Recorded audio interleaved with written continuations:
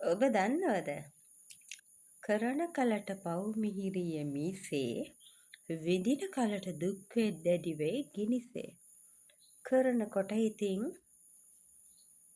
හොඳට රස කර කර පව් කරනවා. ඊට පස්සේ පව් වලට ගෙවෙන්නට සිද්ධ වුණාම ඇඩ්‍රස් එකක් හොයාගෙන දුවනවා. කොහේ කියලා ඇඩ්‍රස් හොයන්නද? විඳවන්නත් එපායි. පව් කර කර වින්දා නම් ඒකට රිටර්න් එක ලැබෙනකොට හොඳට විඳවන්නත් එපායි නේද? ඉතින් ලෑස්ති වෙලා එන්න. ඒ කරපු ඒවා කොච්චර තියෙද?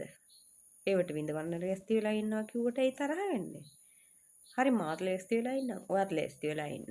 අපි හැමෝම ලෑස්ති වෙලා ඉමු. කරන කලට පව් මිහිරිය මීසේ විඳින කලට දුක් දෙටි වෙයි ගිනිසේ. කොච්චර දැඩි ඇද්ද? ඒ කියන්නේ කොච්චර දැඩි ඇද්ද? මොකද්ද? ගිනිසේ කියලා කිව්වොත් ඒ වේදනාව කොච්චර වේදනාවන්ද කියලා හිතාගන්න පුළුවන් නේ.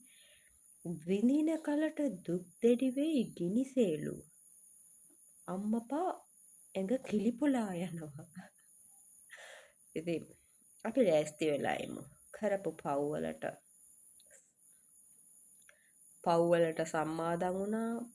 පව් කර කර වැළලුණා. ඉතින් අපි ඒවට රිටර්න් එක හම්බ වෙන දවසට හොඳට නටල ගායලම බාරගමු රිටර්න් එක. අපි ඔක්කොම ආදරේ පරිස්සමෙන් ඉන්න.